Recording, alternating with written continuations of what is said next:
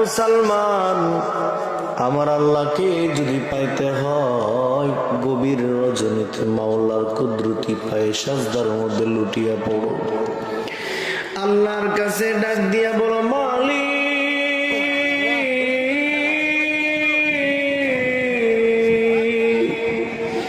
অন্যায় করে ফেলাইছি, জুলুম করে ফেলাইছি, তুমি যদি মাফ না করো আমি কার কাছে যাব? তোমার দরবার ছাড়া তুই গুনাহগার বান্দার কোন দরজা খোলা নেই। চোখের পানি ছেড়ে ছেড়ে মালিকের দরবারে যদি কান্না করা যায়, আল্লাহ যদি এক ফোঁটা চোখের পানি কবুল করে নেয়, এক ফোঁটা চোখের পানি জাহান্নামের আগুন হারাম হয়ে যাবে।